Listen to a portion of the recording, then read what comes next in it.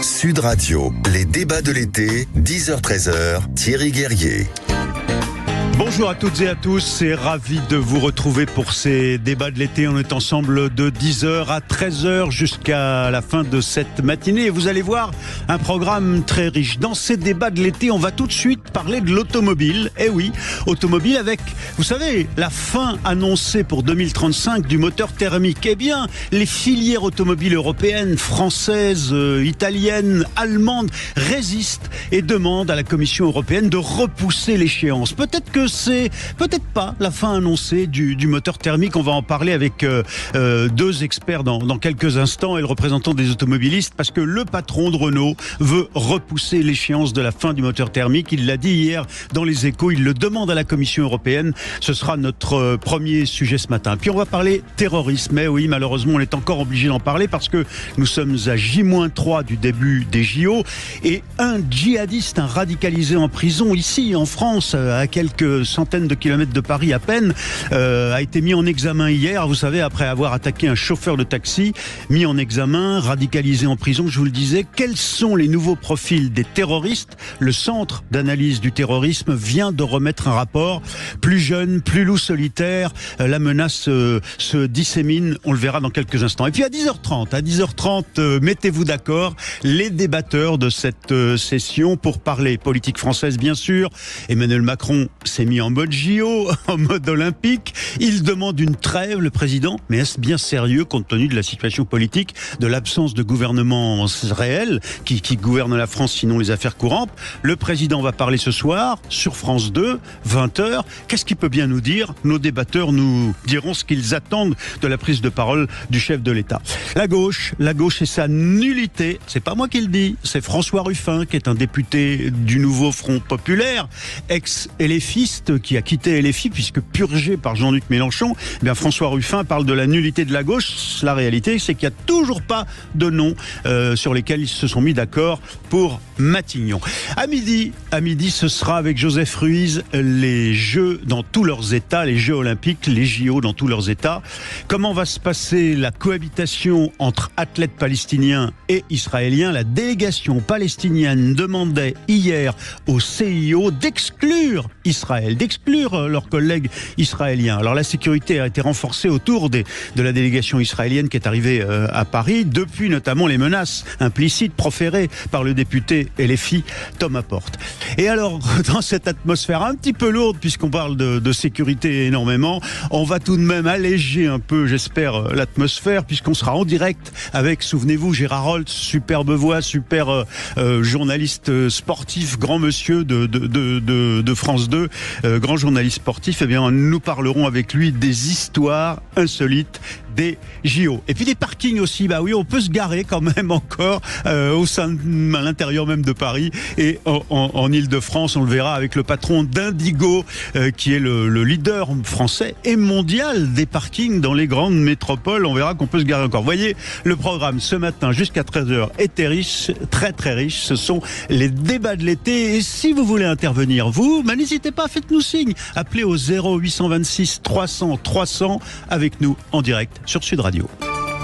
Sud Radio, les débats de l'été, 10h-13h, Thierry Guerrier. Alors on va se demander si c'est la fin de la menace, en tout cas de l'échéance fixée à 2035 de la fin du moteur thermique, tout simplement. Pourquoi la question? Eh bien parce que le patron de Renault, le grand patron du groupe Renault aujourd'hui, M. Di Luca, a demandé hier dans Les Échos à la Commission européenne tout simplement de repousser l'échéance, ou plutôt d'adopter un petit peu de souplesse, puisqu'il y a avant 2035 d'autres échéances qui menace, d'après lui, les industries automobiles. Nous sommes en ligne ce matin avec Marc Mortureux. Bonjour, monsieur Mortureux. Bonjour Thierry Guerrier. Vous êtes ingénieur, spécialiste de ces questions. Vous êtes directeur général de ce qu'on appelle la plateforme automobile. En un mot, expliquez-nous, vous êtes au service de tous les industriels pour essayer d'améliorer leur capacité industrielle en France. C'est ça? Qu'est-ce que c'est la plateforme automobile? Oui, on regroupe donc les constructeurs automobiles, mais aussi les grands équipementiers et à peu près 3500 entreprises, beaucoup de PME en fait, qui dans la mécanique, dans la plasturgie, dans le caoutchouc, contribuent à la fabrication d'un véhicule. Ouais, donc c'est très important parce que c'est une grosse filière encore en France, même si les Allemands sont plus forts que nous. Oui, on est 360 000 emplois directs dans cette filière. Et notre rôle principal, c'est d'accompagner toutes ces entreprises et les salariés dans, je dirais, une transformation totalement sans précédent de cette industrie, puisqu'on est en train de passer du véhicule thermique au véhicule électrique, et en plus avec un objet qui va être de plus en plus connecté, intelligent, pour développer des nouveaux modes de mobilité partagée. Et tout ça, on le fait pour décarboner le transport routier. Alors, Marc Mortureux, donc délégué général de cette plateforme automobile, qui est un peu une alliance de tous les industriels de l'automobile en France. Expliquez-nous la prise de position de Luca Di Meo, le patron de Renault, dans les Échos hier. Quelle est sa demande faite à la Commission européenne? On a l'impression vraiment que les partisans du moteur thermique, dans toute la filière automobile allemande et française, résistent. Par exemple, le patron de l'État du Länder, dans lesquels il y a Audi, BMW en Allemagne, lui dit carrément qu'il est hostile à la fin du moteur thermique, qu'il faut maintenir et permettre aux industries de continuer à vendre des voitures avec des moteurs à explosion. Alors qu'est-ce que demande Luca Di Meo? Il ne demande pas la fin de cette échéance de 2035, mais qu'on la repousse, c'est ça? Alors en fait, l'industrie automobile, depuis 2018, s'est engagée à fond dans le développement des véhicules électriques, tout simplement parce qu'il y a effectivement une réglementation qui amène, vous l'avez rappelé, au ban 2035, avec des échéances intermédiaires en 2025 et 2030, et que fondamentalement, cette industrie est tout à fait consciente de ses responsabilités par rapport au réchauffement climatique, et que l'électrique a du sens. C'est-à-dire, pour beaucoup d'usages, l'électrique a du sens, c'est le sens de l'histoire. On avait, dès le départ, des réticences pour faire de l'électrique la solution unique, mais par contre, cette industrie a engagé des investissements absolument majeurs pour aller le plus vite possible vers l'électrique. Concrètement, en 5 ans, on a multiplié par plus que 10 la part de marché des véhicules électriques. Aujourd'hui, la difficulté qu'on rencontre, d'où l'interview de Luca Di Meo, le patron de Renault, c'est que on a eu une forte progression des ventes de véhicules électriques jusqu'à fin 2023, et sur ce premier semestre 2024, au contraire, on a un certain recul. On sent que la dynamique s'essouffle. Ouais, vous vendez moins de voitures électriques et ça va être difficile de tenir les échéances 2025, car l'an prochain, de taux de CO2 produit par les voitures individuelles exigés par la Commission, c'est ça? Voilà, on doit concrètement en 2025 vendre un peu plus de 20% de part de marché de véhicules électriques si on veut tenir l'objectif. Or, on était à 14% en Europe en 2023, et là, on recule, on est plutôt à un peu plus de 12% seulement. Donc, entre le 12% et le plus de 20% en moins d'un an, effectivement, la marche est extrêmement haute, et globalement, ça pose des questions, puisque si les constructeurs ne tiennent pas leur objectif 2025, ils seront soumis à des pénalités ça va leur coûter très cher. Ça va leur coûter très cher au moment où ils doivent investir massivement, justement, pour la transition. Donc, Marc Mortureux, vous nous dites finalement, on a pris le virage de la voiture électrique, on veut continuer là-dessus parce que c'est des gros investissements et on veut pas en finir avec le modèle de la voiture électrique. C'est quand même mais on en vend moins, c'est difficile, on tiendra pas les échéances et les rythmes qui est demandé, on va devoir payer des grosses pénalités, donc ça, il en est pas question. Donc, la demande faite à la Commission européenne, de par Luca Di Meo, c'est je veux pas arrêter le moteur, la voiture électrique, mais enfin, laissez-nous un peu de souplesse. Très bien. Mais les Allemands vont plus loin, Marc Mortureux. La filière automobile allemande et les politiques qui la représentent veulent carrément revenir sur l'interdiction du moteur thermique, dont même le Van der Leyen, la présidente de la Commission européenne, reconnaît que c'est une mesure totalement impopulaire. Les gens ne comprennent pas. Leur voiture deviendrait obsolète en 2035. Toutes les voitures à explosion, moteur à explosion qui roulent actuellement. Alors, nous, on a toujours dit que la solution unique de l'électrique en 2035, ça nous paraissait un pari très risqué, d'autant que l'électrique, c'est quand même le choix qu'ont fait les Chinois depuis 15 ans et qu'ils ont effectivement beaucoup d'avance sur cette technologie, là où on était très fort sur les motorisations thermiques.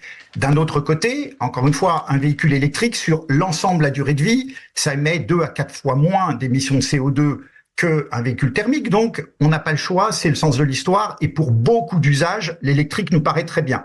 Simplement, nous, ce qu'on a toujours plaidé, c'est pour garder un peu de ce qu'on appelle de neutralité technologique, c'est-à-dire de laisser à l'industrie le choix des différentes solutions, et notamment les Allemands, ce qu'ils demandent, c'est de préserver la possibilité d'avoir des véhicules thermiques au-delà de 2035 avec ce qu'on appelle des e-fuels, c'est-à-dire des carburants qui seraient globalement neutres en carbone quand on a une analyse globale de toutes les émissions de CO2 sur toute la chaîne. Oui, mais donc, ces e-fuels, ces carburants de synthèse, d'abord, on ne comprend pas bien sur quoi ils reposent. C'est toujours un moteur à explosion qui les utilisera. Et ils sont très chers, surtout. Absolument. C'est pour ça que notre analyse, c'est que ça ne peut représenter que des poches extrêmement limitées d'usage. Simplement, globalement, la position de l'industrie, c'est faut réussir à aller vers l'électrique le plus vite possible parce que c'est le sens de l'histoire. Pour cela, on a besoin que les pays et la Commission européenne soient cohérentes. Elle a fixé une trajectoire extrêmement ambitieuse. Nous avons répondu présent. Nous sommes capables de fabriquer les véhicules électriques. Simplement, pour réussir à les vendre, on a besoin de deux choses. D'une part, que les pays installent les infrastructures de recharge. Il y a beaucoup de pays, l'Espagne, l'Europe de l'Est. Il y a très très peu d'infrastructures de recharge. Ça, c'est absolument majeur.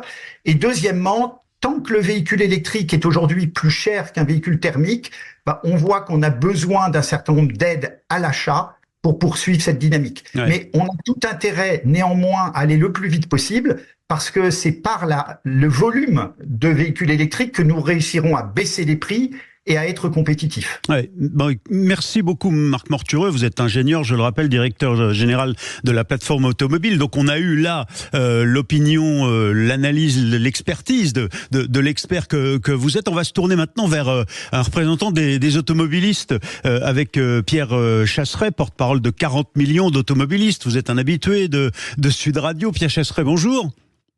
Bonjour. Alors, qu'est-ce que vous pensez de cette déclaration aux Échos hier du patron de Renault, Luca Di Meo, qui demande à la Commission européenne laissez-nous respirer, laissez-nous souffler et repousser l'échéance peut-être 2035 à 2040 de la fin du moteur thermique et surtout là à court terme ne nous demandez pas de tenir des échéances qu'on peut pas tenir. De toute façon, elle sera repoussée cette date. Pour ceux qui écoutent, c'est une évidence. Pour ceux qui me connaissent bien sur radio, ils le savent. Ils le savent que je me suis rarement trompé. Pourquoi ? Eh bien parce qu'on est sur des engagements purement politiques. Et que l'engagement politique, c'est quoi ? C'est mettre une date, une échéance qu'on ne respectera sans doute pas, avec un espèce de calendrier politique qui donne la sensation qu'on va pouvoir le tenir, mais on ne le tient pas. Ouais. Les constructeurs eux-mêmes ne veulent pas le tenir. Et je vais aller un petit peu plus loin que ce que nous disait notre collègue délégué général de la plateforme automobile. Il faut comprendre qu'un constructeur, lorsqu'il prend la position que prend Luca Di Meo, il engage quelque chose qui va plus loin que ce simple discours. Parce qu'en fait, le patron automobile, lui, il veut rassurer ses investisseurs en leur démontrant qu'il est capable de tenir l'engagement. Ah oui. Or là, ce que fait Luca Di Meo, c'est que c'est le premier à dire à haute voix, clairement, qu'aucun constructeur n'est en capacité de tenir cet objectif. Oui, c'est ça, on ne sera pas prêt. La filière automobile mondiale et européenne en particulier ne sera pas prête pour 2035, quoi. Non, et puis, pardonnez-moi mon langage un peu cavalier, mais les constructeurs, le marché européen, ils s'en foutent. Ouais. Pourquoi ? Parce qu'en fait, n'oublions pas que nous sommes dans un schéma mondial. C'est-à-dire que l'Europe, le vieux continent, veut interdire les véhicules thermiques en 2035. Ok, soit, mais pas les États-Unis, pas l'Amérique du Sud, pas le Brésil, pas la Chine, oui, même pas en la fait Chine. Ces pays qui ont pris des engagements et qui pèsent, qui n'ont pas pris ces engagements et qui pèsent beaucoup plus lourd. En fait, dans le marché économique mondial. Et le comble, Pierre Chasseret, c'est que, comme vient de nous le dire Marc Mortureux, les Chinois, qui eux-mêmes vont garder les moteurs thermiques, sont capables de vendre des véhicules électriques moins chers, plus vite, et donc ils vont nous noyer, ou quelque sorte, notre propre industrie, alors qu'on se tire des balles dans le pied en étant plus exigeant que la moyenne. Mais on va aller plus loin. De toute façon, quoi qu'il arrive, même dans 10 ans, les voitures électriques chinoises seront moins chères que les françaises. Ils sont propriétaires de tous les métaux et de toutes les matières premières qui permettent de construire les batteries. 95%. Donc de toute façon, on a une dépendance totale énergétique à la Chine. Vous croyez sincèrement que les Chinois vont nous faire le cadeau de nous offrir les batteries à prix coûtant que nos voitures sortent à peu près au même prix? Mais jamais de la vie. Mais alors Pierre Chasseret, donc de toute façon, la voiture électrique, pour être très clair, la voiture électrique, je parle pas de la qualité ou du fait que ça peut être bien ou pas bien à la conduite pour l'automobiliste, mais la voiture électrique en elle-même, c'est un gouffre économique pour la filière automobile française. On l'a bien compris. Alors, votre avis, juste un mot en conclusion. Les voitures à moteur thermique, malgré cette menace, cette épée de Damoclès de 2035, elles se vendent encore très bien. Tout le monde achète essentiellement des voitures à moteur thermique. Vous pensez qu'elle ira jusqu'où, vous, sincèrement? Moi, je vais vous dire un truc. J'ai jamais lu dans les boules de cristal comme la Commission européenne. Donc, en fait, ni dans le litre de carburant ou dans le marc de café. Donc, en fait, qu'est-ce que ça veut dire? Ça veut dire que, pour être très honnête, voilà, on va planter le décor. 2035, ce sera oublié. Il y aura encore des véhicules thermiques, c'est sûr. Et regardez les chiffres. Aujourd'hui, le marché des ventes de véhicules 100% électriques, il tombe. Ce sont les véhicules hybrides, et notamment les hybrides non rechargeables, qui augmentent. Grosso modo, ce sont les voitures, vous savez, qui n'ont pas besoin d'être branchées. Parce que garder toujours un fil à la patte à la voiture, ne plus être en capacité de faire 500 km sans avoir besoin de charger, être toujours, je l'ai vu en partant en vacances, j'ai vu une famille qui était plantée dans sa voiture pendant 1h30 sur une aire d'autoroute parce qu'il fallait recharger la batterie. Ça n'a que très peu de sens. Je l'ai vu, j'ai vu de mes yeux, en ce moment je suis du côté de Lannemezan, du côté des Pyrénées. J'ai vu du côté d'un centre commercial à Lannemezan un parking pour voitures électriques. C'est le désert de Gobi. Il n'y a personne. Donc, qu'on soit très honnête, le marché de la voiture électrique aujourd'hui est epsilon et ça ne marche pas. Merci Pierre Chasseret, porte-parole de 40 millions d'automobilistes, d'avoir été en direct avec nous. Évidemment, vous reviendrez sur Sud Radio souvent. C'est un sujet, l'automobile, que nous traitons et que nous aimons beaucoup ici. Parlons auto avec Jean-Luc Moreau, le samedi de 11h à 13h. Vous le savez, c'est un des rendez-vous. Et puis les vraies voix qui font rouler la France le jeudi soir à 19h. Et vous qui êtes notre invité régulier, merci pour votre analyse ce matin. Donc le moteur technique thermique, le moteur à explosion classique des véhicules qui est loin d'être fini. On se retrouve tout de suite pour la suite de nos débats et le terrorisme et les JO dans un instant avec Jean-Charles Brizard du comité de surveillance du terrorisme. Sud Radio. Sud Radio. Parlons vrai. Parlons vrai. Sud Radio. Parlons vrai. Et si vous... Sud Radio, les débats de l'été, 10h-13h, Thierry Guerrier. Alors il faut bien s'intéresser à la menace terroriste qui pèse sur les JO. Nous sommes à 3 jours de l'ouverture avec la cérémonie d'ouverture sous très haute protection policière évidemment. On va s'intéresser au nouveau profil des terroristes parce que il semble que qu'ils se rajeunissent, qu'on ait davantage de loups solidaires. On va le voir dans un instant avec Jean-Charles Brizard puisque vous êtes le président Jean-Charles Brizard du Centre d'analyse du terrorisme. Bonjour. Bonjour. Vous venez de rendre un rapport sur l'évolution des profils des terroristes. Et si on s'intéresse à cette question particulièrement ce matin, c'est parce que à l'aube des JO, eh bien, il y a ce fait qu'il y a quelques heures, un homme de 30 ans connu pour sa radicalisation islamiste a été mis en examen hier à Paris pour avoir attaqué un chauffeur de taxi près du Mans.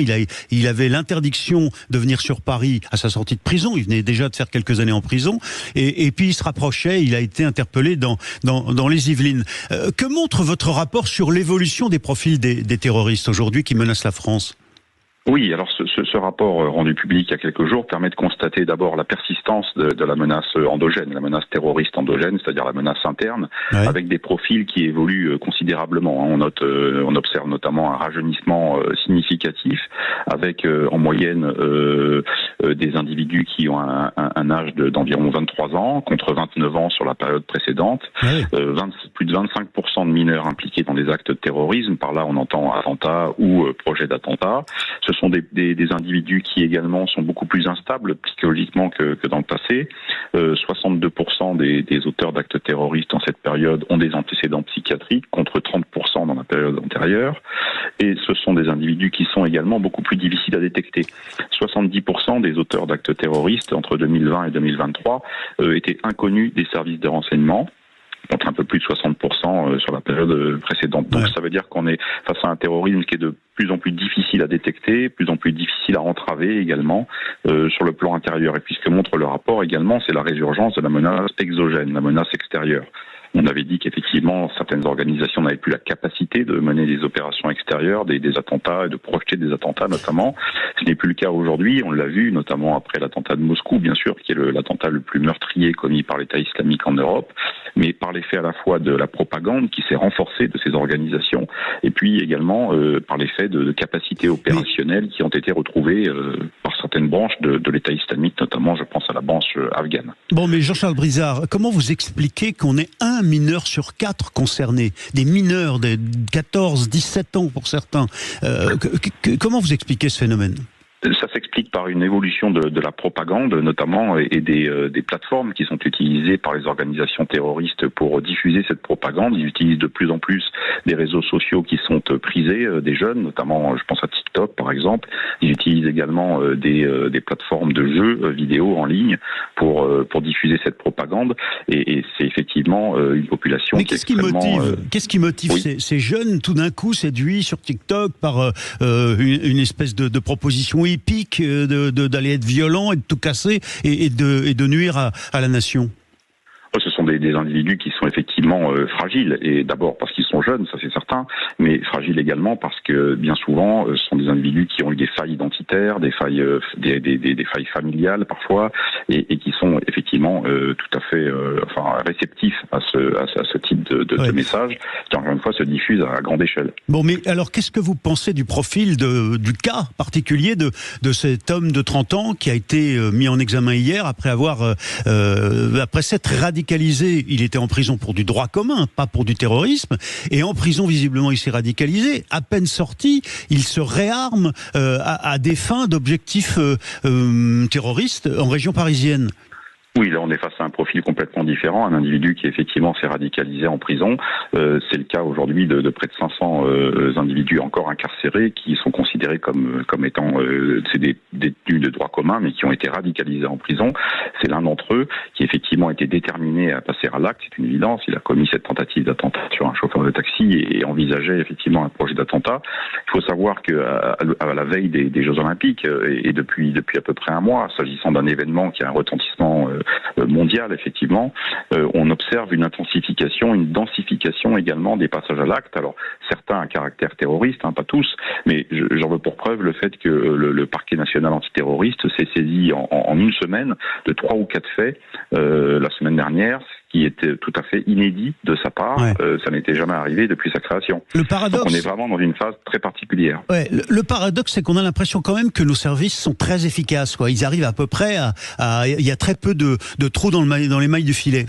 Tout à fait. Notre rapport montre par exemple que 77% des attentats ont été déjoués par les services de renseignement entre 2020 et 2023, ce qui est véritablement un indicateur, ce qui est considérable, et c'est un véritable indicateur de l'efficacité des services et de l'expérience qu'ils ont acquise au fil du temps, effectivement, pour détecter ce type de profil, y compris les plus jeunes, qui se manifestent notamment sur les réseaux sociaux, en se revendiquant l'État islamique, en appelant parfois à des attentats ou en annonçant par avance qu'ils vont commettre un attentat. Donc c'est la capacité des services à détecter cette menace de manière très précoce. Au fond, vous nous dites, Jean-Charles Brizard, on râle tous contre la façon dont Paris est quadrillé dans tous les sens, mais au fond, avec une telle ambition, un tel projet, avec cette cérémonie d'ouverture, il faut en passer par là, et c'est la rançon de l'efficacité pour les services de sécurité.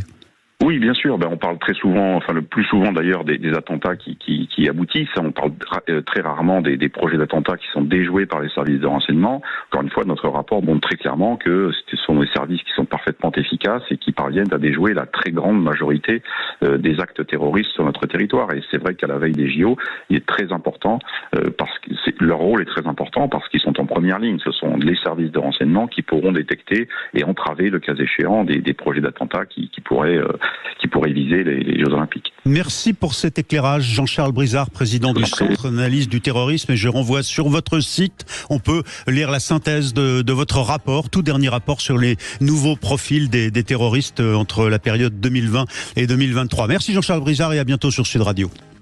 Sud Radio, votre attention est notre plus belle récompense. Vos émissions sont toujours très riches. Quand je peux pas écouter le direct, je me fais le podcast le soir. Sud Radio, parlons vrai.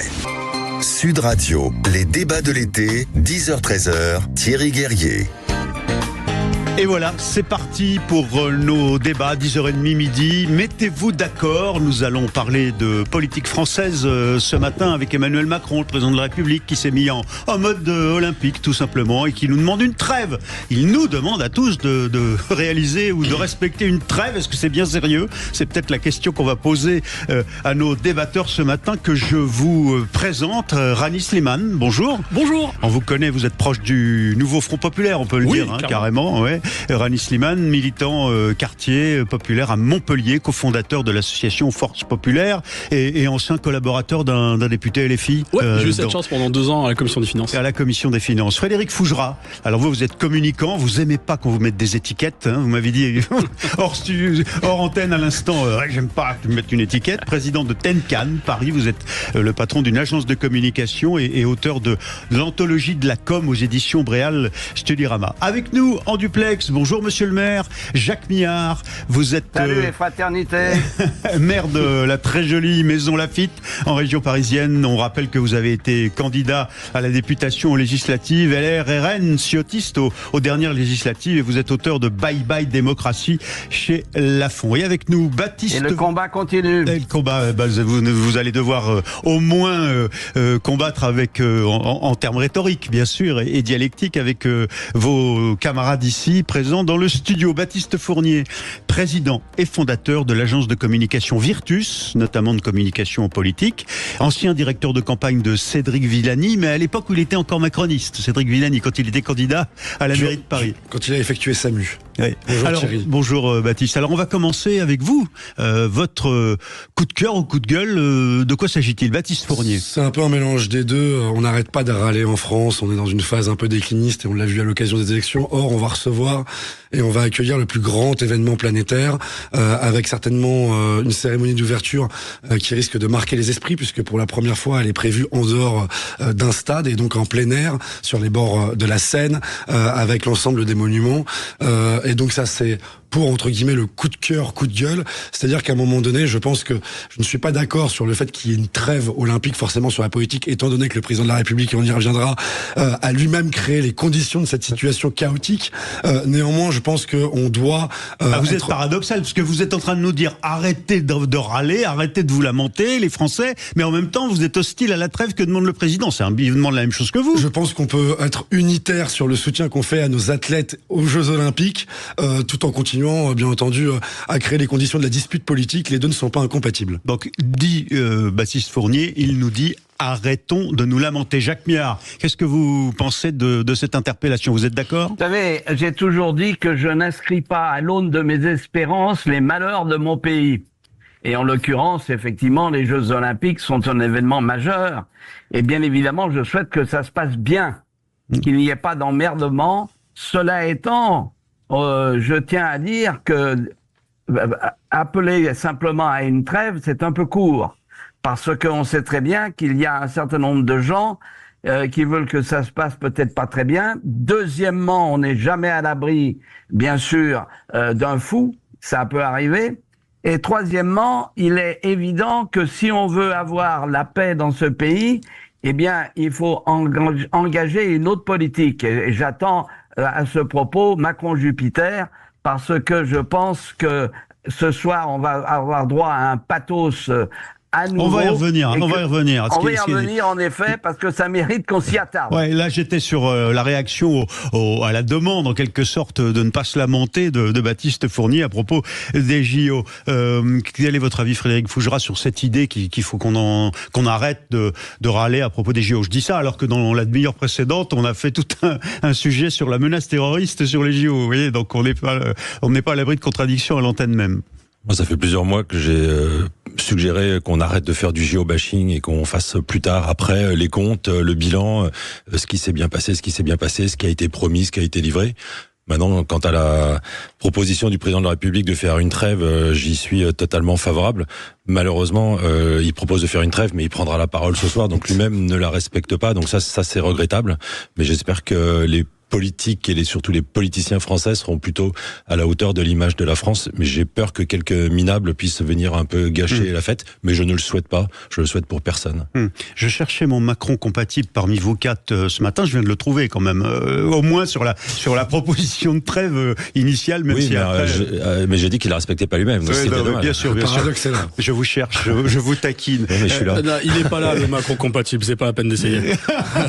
Je tourne vers Rami Slimane qui me dit il n'est pas là, le Macron compatible. Ça, d'accord, j'ai compris. Bon, mais qu'est-ce que vous pensez de cette idée de Frédéric Fougera, de Baptiste Fournier? Il faut éviter de taper sur les JO un peu gratuitement. Alors, plusieurs choses. Ceux qui très souvent expliquent qu'il faut arrêter le JO bashing et qu'il faut être respectueux de ce qui va arriver sont souvent ceux qui ridiculisent eux-mêmes les JO. Enfin, entre la ministre qui se vautre dans la Seine, entre les problèmes d'organisation. Il n'y a pas que la ministre qui se vautrait dans la Seine, si je peux me permettre. Il y a une de vos copines aussi, Hidalgo. Hein. Oh, copine, ça dépend des jours. Hein. Et en tout cas, Hidalgo qui a été la première à faire du géobashing en critiquant les transports. Et il a dit qu'on serait pas prêt. Le problème qu'il y a également donc, dans l'organisation où les Parisiens sont enfermés et les touristes, on a vu des scènes horribles de gens dans des grillages en train de déjeuner, ce qui est quand même assez incroyable d'organiser un tel événement de cette manière. Et en plus de cela, on a des conditions sociales qui ne sont pas réunies et il faut le dire. Et moi, je suis désolé, quand il y a quelque chose qui va pas, il faut le dire. Et surtout quand ça concerne les premiers concernés, à savoir ceux qui font les JO. Il y a des conditions sociales qui sont depuis très longtemps décriées par les organisations syndicales. Les danseurs qui vont faire l'ouverture ont menacé de grève et c'est pas pour rien. Et d'ailleurs, c'est un ancien danseur qui vous en parle. C'est que très souvent dans ces grands événements, les gens qui font que cet événement est magique et donnent un côté de respiration pour toute la population sont eux-mêmes les plus maltraités, que ce soit dans leurs conditions de travail, leur rémunération. Et moi, je soutiens donc ces danseurs qui sont mes camarades, mes anciens camarades, dans leur mouvement et j'espère qu'effectivement... Pourquoi ils sont maltraités ? Vous confirmez qu'il y a eu hier, pendant le filage, un des filages de la cérémonie d'ouverture, une partie des danseurs qui a refusé de danser et qui a levé le poing. Ouais. Mais pour dire quoi ? Je ne sais pas si vous connaissez la condition des intermittents du spectacle en France, mais c'est même pas que eux. Ouais. Depuis que Macron est là, et même un petit peu avant, on voit que tout le monde se paupérise, tous les travailleurs se paupérisent, que ce soit les danseurs artistes, mais pas que, les bouchers, les instituteurs, tout le monde perd de l'argent. Les intermittents du spectacle, ils n'ont pas le même statut que les bouchers ou les instituteurs. Oui, ils font partie des gens dont le statut a été le plus attaqué ces dernières années, alors qu'on a quand même un consensus dans notre classe politique et dans la société pour dire qu'on a besoin d'art pour se nourrir, pour tout simplement avoir une société civilisée. Et on maltraite ceux qui font cet art. Et moi, j'en suis très, très courroucé. Frédéric Fougera. Pour aller dans le sens presque de Rani, ou en tout cas sur une grosse partie de ce qu'il dit, je trouve que lever le poing, faire le show avant et menacer la cérémonie, ça, je trouve ça minable. Mais je trouve que la question, elle est bien au-delà de la question des intermittents du spectacle. Elle est de la question de tous ces gens que l'on appelle des bénévoles et qui en fait ne sont rien d'autre que des emplois déguisés. On en l'a évoqué la semaine dernière, justement avec Rani ici, tout le fric qui tourne autour des Jeux Olympiques, c'est énorme. Moi, j'ai rien contre ce sujet, mais à ce moment-là, le gâteau doit être honnêtement et raisonnablement partagé entre tous. Et comment une fédération et comment on peut faire autant d'argent autour des Jeux, mais avoir autant de bénévoles, donc d'emplois déguisés, qui ne sont pas payés pour faire les chauffeurs, pour faire la sécurité, pour faire le show. Là, il y a un problème. Il y a un problème. Mais Thomas Joly, le metteur en scène de cette cérémonie, c'est un intello de gauche.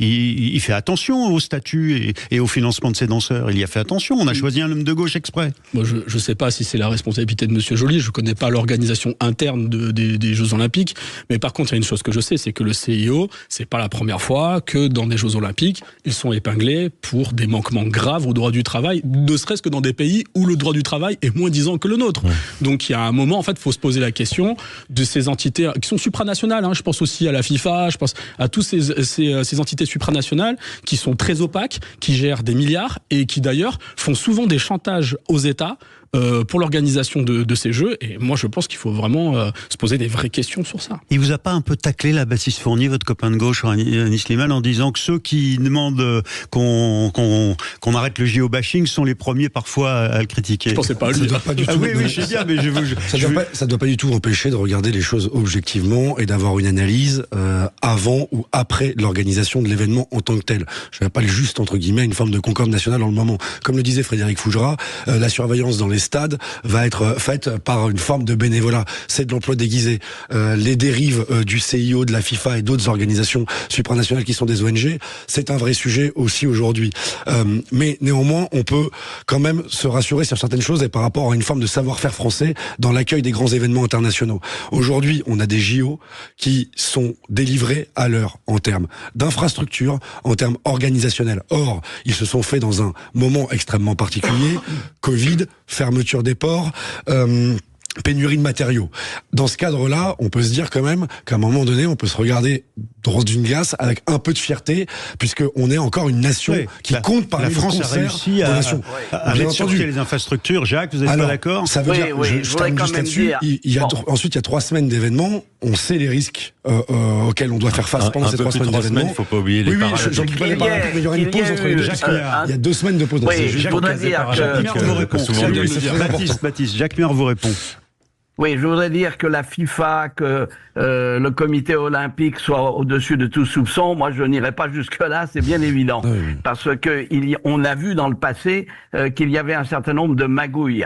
Bon, mais Jacques, vous êtes fier qu'on ait réussi aussi à délivrer à temps les infrastructures. Non, vous n'êtes pas fier de ça. Je vais vous dire, on fera des comptes après. On fera des comptes après. Parce que quand on voit par exemple que les installations équestres qui ont lieu à Versailles, au château de Versailles, vont coûter 80 millions d'euros et qu'elles seront détruites parce qu'il n'y a pas eu d'accord avec la ville de Versailles et que le président voulait qu'on voit le château derrière, je trouve que ça, c'est un peu fort de café. Parce que balancer à la poubelle 80 millions d'euros, bravo, les contribuables français seront très satisfaits. On sent la satisfaction du maire de Maisons-Laffitte, où il y a du cheval. Je vous l'ai dit, je souhaite que ça se passe bien, mais il y a parfois un peu, je dirais, il faut pas non plus rêver et il faut garder les pieds sur terre. Donc on fera les comptes après, je souhaite que ça se passe bien, mais il ne faut pas non plus se tromper et les comptes viendront. Eh ben, on se retrouve dans un instant avec vous quatre, nos 4 débatteurs de Mettez-vous d'accord pour voir si vous êtes, par exemple, sur la même ligne. Avec le coup de gueule de Rani Slimane, dans un instant, on va parler ruralité et banlieue. À tout de suite, restez avec nous sur Sud Radio. Sud Radio. Sud Radio. Parlons vrai. Parlons vrai. Sud Radio. Parlons vrai. Sud Radio, les débats de l'été, 10h-13h, Thierry Guerrier. Et avec nos 4 débatteurs pour Mettez-vous d'accord, Jacques Miard qui est en direct de Maisons-Laffitte, sa ville, puisqu'il est le maire de Maisons-Laffitte, la ville du cheval. On l'entendait à l'instant râler un peu sur les installations équestres à propos du château de Versailles pour les JO, qui aurait pu peut-être être à Maisons-Laffitte ou à Longchamp, qui sait, pourquoi pas, ou ailleurs à Chantilly. Vous êtes LR RN Ciotiste aux dernières législatives, vous étiez candidat et vous êtes l'auteur, Jacques Miard, de Bye Bye Démocratie. Baptiste Fournier est avec nous, président et fondateur de l'agence de communication Virtus. Il a travaillé avec Cédric Villani au moment où Cédric Villani était candidat à la mairie de Paris et encore macroniste. Frédéric Fougera, président de Tenkan Paris, agence de communication, auteur de l'anthologie de la com aux éditions Bréal. Et Rani Slimane, proche du nouveau Front Populaire, militant en quartier populaire à Montpellier, ancien assistant parlementaire d'un député LFI dans la législature précédente. Alors, Sébastien Rome, on peut le dire. Sébastien Rome, très bien. Qui était à la commission des finances. Alors, Rani, dites-nous, quelle est votre réaction ce matin? J'ose plus poser la question en termes de coup de gueule et de coup de cœur. Ah non, là c'est un vrai coup de gueule. En fait, moi je voulais revenir sur les politiques, souvent locales, mais aussi nationales, qui conduisent à... Les élus. Les politiques conduisent les élus, oui. Okay. Bon, les élus en tant que personne, mais surtout les politiques qu'ils font, et qui conduisent à aggraver la fracture territoriale dans notre pays, que ça soit du centre-ville aux banlieues ou des centres-villes ou dans les ruralités. Moi, je pense par exemple dans ma ville à Montpellier, le maire de Montpellier, le maire PS Delafosse, Mickaël Delafosse, a décidé de rendre les transports gratuits à Montpellier. Ok, tout le monde c'est plutôt sympa, tout le monde est d'accord, c'est génial. Parce que certains considèrent que c'est de la démagogie, mais en même temps... Et on s'est rendu compte qu'effectivement, rapidement, c'est devenu de la démagogie, parce que en plus de faire la gratuité des transports, on a pour les Montpelliérains, dégrader la qualité de l'offre. Les attentes de tram sont interminables, la qualité du service n'est pas au rendez-vous. Mais pire que cela... C'est un homme de gauche qui le dit, hein. Oui, bien sûr. Moi, je considère que le service public doit briller par sa qualité. Et c'est ça qui devient intéressant de concurrencer. Et alors, où est le problème alors dans la gratuité faite à Montpellier ? Très récemment, on a décidé d'augmenter les prix des tickets pour les non-métropolitains à Montpellier. Et ça vaut pour le coup pour pas mal de services publics. Et cette décision est symptomatique de la fracture sociale, la fracture territoriale qui augmente dans notre pays.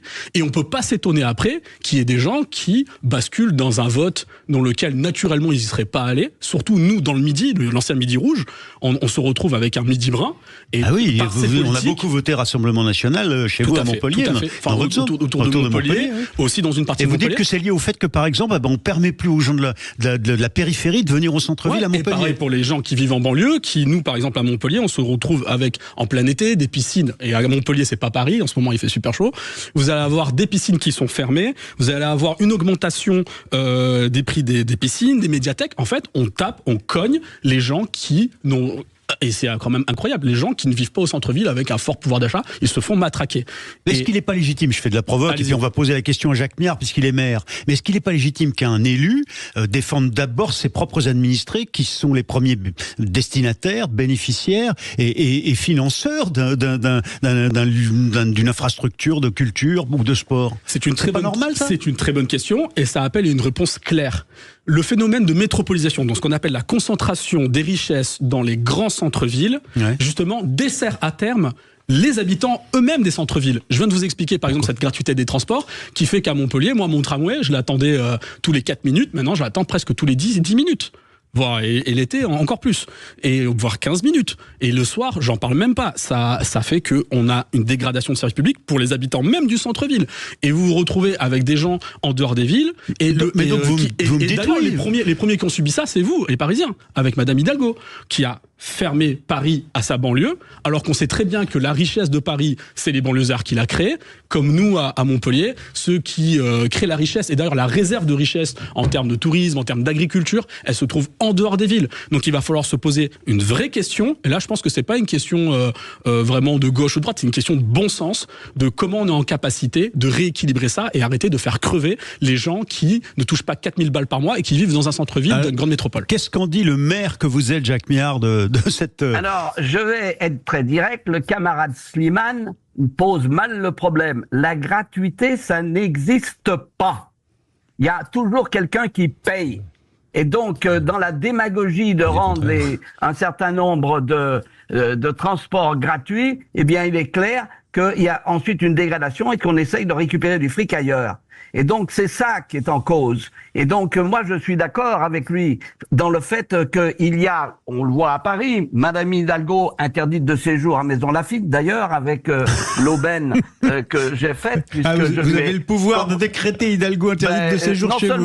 Non seulement j'ai le pouvoir, mais je peux vous dire que j'étais député à l'époque et tous mes petits camarades socialistes étaient hilars lorsqu'ils ont vu ça, pour la bonne et simple raison qu'elle se fout de la gueule du monde. Parce que effectivement, vouloir interdire un certain nombre d'accès des banlieusards à Paris, alors que c'est la banlieue qui fait vivre Paris. C'est la banlieue qui fait vivre Paris, c'est absolument inadmissible. Ouais. Mais ce qu'il faut faire, c'est que les services publics, effectivement, moi dans ma ville, je ne fais pas la différence quand il y a quelqu'un qui va à la piscine entre l'origine.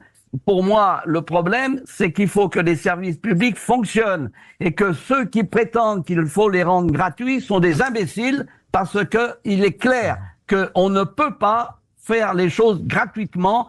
On est en charge d'un service public et on doit assumer les coûts. Ouais. Par contre, Monsieur Maillard, il faut expliquer à vos alliés du Front National que la préférence nationale, justement, ne doit pas s'appliquer. Il n'y a pas de Front National, et mettons un peu à jour. Moi, je suis vintage. Moi, j'appelle ça le Front National. Non, t'es pas vintage. Mais c'était quoi l'argument de fond?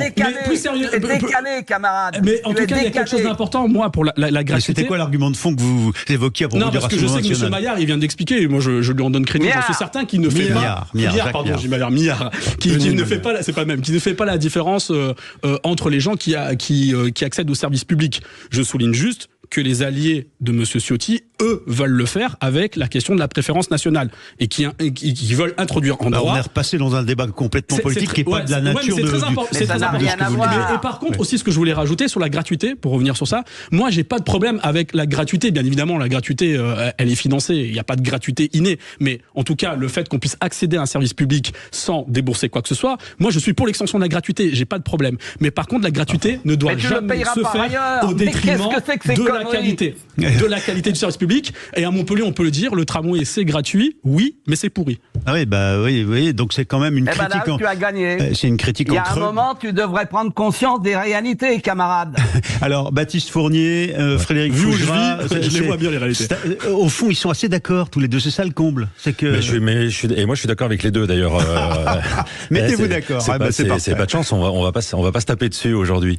Mais j'ai essayé, pourtant. Moi, j'ai eu la chance de débuter ma vie professionnelle en dirigeant des cabinets d'élus en collectivité territoriale, et c'est un sujet qui revient tout le temps, la question en fait du juste prix, au-delà de la question de la gratuité, mais la question du juste prix. Je suis d'accord sur le fait que la gratuité, ça n'existe pas, et c'est plutôt un mensonge démagogique. D'ailleurs, vous noterez que en campagne électorale, on annonce beaucoup de choses vont être gratuites, puis après, il y en a beaucoup moins qui le sont. Mais ce que nous dit Rani Slimane surtout, c'est que cette gratuité, elle s'est retournée contre les usagers eux-mêmes. Mais souvent, le service se dégrade quand il est gratuit parce qu'au final, il y a moins d'argent pour financer un service. Donc, finalement, on abîme le service. On peut prendre l'exemple de Paris, et je ne tape sur personne. En plus, ce n'est pas elle la responsable. Mais par exemple, des Sanisettes, toutes les toilettes publiques. Un jour, il a été décrété que Decaux gagnait trop d'argent avec les toilettes publiques. Donc, on a décidé de changer le contrat. Enfin, un renouvellement de contrat, il a été changé. Et du coup, je sais pas si on a viré 40, 50, 60% des toilettes publiques. Pour qu'elle soit gratuite, mais résultat, il y a moins de services. Et là, quand je parle de la question du juste prix, moi je suis un partisan du quotient familial. Ça fonctionne très bien pour les cantines, ça fonctionne très bien pour les loisirs. Tout le monde paye un peu, enfin tout le monde paye en fonction de ses revenus. Ouais. Moi je me l'appliquerais aux médicaments par exemple. Je sais que ça fait scandale quand on dit ça. On ouvre un autre débat. Mais, non mais quand je sors de chez le médecin et que je vois que mon Doliprane est gratuit, j'estime qu'avec mes revenus j'ai pas à payer de Doliprane. Et d'ailleurs je ne donne pas l'ordonnance pour ne pas le payer. Et je trouve que jusqu'à un certain niveau de service, après quand il s'agit de traiter une grave maladie, un certain nombre de choses, mais je trouverais normal qu'à partir d'un certain niveau, jusqu'à un certain niveau de revenus, il y a un certain nombre de choses que certains payent et d'autres ne payent pas, ou que tout le monde ne paye pas au même prix. Et le juste prix, il est plutôt par rapport aussi aux revenus des personnes, plutôt qu'à une démagogie sur faut payer, c'est gratuit. Bon, mais on s'est assez éloigné tout de même de... L'appellation juste prix est inexacte. L'appellation juste prix est inexacte. Pourquoi ? Vous pouvez avoir effectivement des quotients familiaux, c'est ce que je fais sur la restauration scolaire, qui va de 1 euro jusqu'à ceux qui nous présentent leur imposition et qui payent plein pot, jusqu'à 0,95 ou voilà. Et ça c'est pas une question de juste prix, c'est une question de revenu. Mais c'est une question de justice sociale. C'est une justice sociale en fonction des revenus, je suis d'accord. Mais c'est pas une question de juste prix. Ça n'a pas de sens. Ça, c'est du verbillage de 19e siècle. Bon, mais alors, moi, je reviens au propos initial de Rani Slimane qui dit il y a une coupure entre les centres-villes et puis les périphéries. Baptiste Fournier. Alors, ça a été le paradoxe pendant de longues années sur les fameuses zones uniques de la RATP, puisque plus on habitait loin, par exemple, sur la ligne du RERB, plus on payait son poste à Vigo très cher. Et en fait, les politiques font face à une sorte d'effet ciseau. Qu'est-ce que l'effet ciseau ? C'est que aujourd'hui, dans les centres-villes, les habitants souhaitent de la piétonisation, d'une part, et donc moins de voitures, moins de mobilité d'une certaine manière pour les gens qui habitent en dehors. Mais du coup, ils rejettent aussi ceux qui sont en périphérie. Sans parler de gentrification, le problème c'est qu'à un moment donné, cette mobilité, elle permet à ces cœurs de ville et à ces cœurs de métropole de vivre, puisque les travailleurs, généralement, en grande partie, viennent de la périphérie. Donc déjà, là, il y a un effet ciseau au sens où la politique manque de cohésion territoriale. Le sujet, c'est que on a eu un phénomène intéressant en France qui était celui de la métropolisation avec certaines réussites. Mais aujourd'hui, que la mairie de Paris, avec l'Île-de-France, ne soit pas, entre guillemets, dans une forme de cohérence par rapport justement à ces politiques de mobilité, je prends là Paris et pas Montpellier, pose un problème. Donc, à un moment donné, il faut qu'on arrive à passer à la métropolisation de manière réelle et même au suffrage universel direct de cette métropolisation pour que les gens de la périphérie, de ces cœurs de ville, et la même voix au chapitre que les habitants des centres-villes. On pourrait passer 1h30 complet sur cette question sûre de politique. C'est passionnant. Merci à Rani Slimane d'avoir suggéré ce débat que je suis obligé de clore maintenant parce que nous on vit, c'est pas gratuit. Bah oui, on vit avec la publicité notamment et on va la passer. Et puis il y a les infos à 11h. On se retrouve tout de suite. Restez avec nous. Vous êtes dans Mettez-vous d'accord sur Sud Radio. Sud Radio. Sud Radio. Parlons vrai. Parlons vrai. Sud Radio. Sud Radio, les débats de l'été, 10h-13h, Thierry Guerrier. Et nos 4 débatteurs ce matin pour Mettez-vous d'accord sont Rani Slimane, proche du Nouveau Front Populaire, Frédéric Fougera, homme de communication, Jacques Miard, maire de Maisons-Laffitte, qui a été candidat LR-RN ciotiste aux dernières législatives, et Baptiste Fournier, président et fondateur de l'agence de communication Virtus, et proche de Cédric Villani quand il était macroniste. Alors on continue notre tour des coups de cœur et des coups de gueule. Ça a changé depuis, oui, c'est ça la politique. Frédéric Fougera, alors votre coup de gueule à vous. Un coup de gueule, oui Thierry, je voulais venir sur le même si. Parce que le même si, il envahit le discours politique. Alors c'est pas le en même temps largement moqué du président de la République. J'ai d'ailleurs jamais bien compris pourquoi on moquait son en même temps. Parce que est-ce que le en même temps c'est pas l'art du compromis et du consensus? Alors je sais que dans notre société de plus en plus clivée par des radicaux de tout poil ou même de mauvais poil, le consensus c'est presque devenu un gros mot. Mais mon coup de gueule, il va contre le même si. Qui est-ce qui dit même si et pourquoi? Eh ben, je pense que vous allez les trouver tout seul sans que j'ai à les nommer. Ceux qui utilisent le même si, ce sont ceux qui l'utilisent pour de plus en plus justifier la violence. Alors même si c'est mal d'être antisémite, il faut condamner l'antisémitisme structurel, alors que l'antisémitisme contextuel, lui, serait pour certains acceptable. La haine, c'est mal. Même si la haine contre les électeurs qui ne votent pas comme vous, c'est acceptable. La violence, c'est mal. Même si la violence des activistes armés jusqu'au cou est compréhensible, car ils défendent des justes causes. Alors juste, mais pour qui d'ailleurs? Mais apparemment pour ceux qui distribuent les bons points, en déclarant la violence qui est inacceptable un jour, mais parfaitement justifiable le lendemain. Pour reprendre les mots de la philosophe... On prend les voix pour se faire élire au bureau de l'Assemblée par le RN, même si on veut pas lui serrer sa main. Par ailleurs, ça marche dans votre système. Vous allez voir, le même si, il fonctionne très bien. Quoi. Et je voulais reprendre, juste pour finir, les mots de la philosophe Elisabeth Geffroy, qui dit la violence, elle couvre autant l'intimidation que la torture, l'agressivité que le viol, l'insulte que la barbarie ou le meurtre sauvage. Et c'est pourquoi, face à ces différents visages de la violence, on en vient à ouvrir la porte de la violence acceptable face à celle qui ne le serait pas. Moi je suis désolé, non, la violence n'est jamais acceptable et celles et ceux qui l'affirment ne vous veulent pas du bien. Même si Jacques Miard, qu'est-ce que vous pensez? Même si vous êtes à Maisons-Laffitte et pas avec nous. Qu'est-ce que Jacques pense de ce coup de gueule du 19e siècle? Il n'a pas tort, parce que énoncer une proposition et je dirais la remettre en cause derrière, c'est un oxymore. C'est-à-dire c'est une contradiction. C'est une impasse. En politique, on ne peut pas justifier la violence, point barre. C'est tout.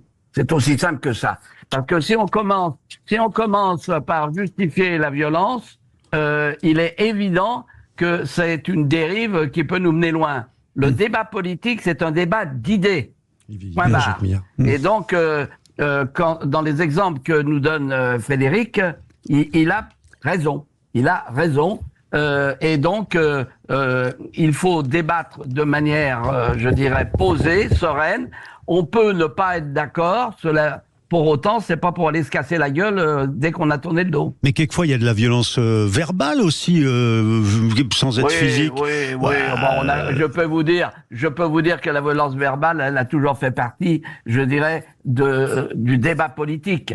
C'est pas pour autant que il y a une frontière à ne pas franchir, une violence débat. Alors bien sûr, si c'est diffamatoire, il y a des tribunaux pour ça. Ouais. Baptiste Fournier, comment vous réagissez au même si? Vous vous sentez concerné par le même si? Je suis entièrement d'accord avec ce que vient de dire Frédéric Fougera. Par contre, j'ai un petit décalage sur la fin avec Jacques Miard. Je pense que la violence verbale, à un moment donné, au-delà même d'inciter, peut légitimer la violence physique d'une certaine manière. C'est-à-dire que à quoi je pense? À toute l'histoire de la République. C'est-à-dire qu'à chaque fois qu'on a eu dans l'histoire de la République des débats extrêmement polarisés, clivants, violents, généralement, derrière, il y a eu des débouchés de violences physiques. C'est pas nouveau. Sous la Troisième, je rappelle que Jean Jaurès fut assassiné. On va pas revenir sur l'affaire Dreyfus, on va pas revenir sur... On va dire que la violence verbale peut engendrer une violence généralement physique. Quand on est dans une société violente de manière générale, elle est exacerber cette violence physique par la parole, dans un premier temps, verbale. Rani Slimane. C'est un sujet très sérieux et très grave. Je pense qu'il faut effectivement prendre avec beaucoup de précaution les expressions de la violence dans notre société. L'expression de la société, comme ça vient d'être dit, a beaucoup évolué. Il y a une superbe exposition en ce moment aux Invalides sur les duels, et à quel point le duel, au cours des temps, a régulé notamment la chose politique. Il y a des vidéos de Léon Blum en train de se battre à l'épée.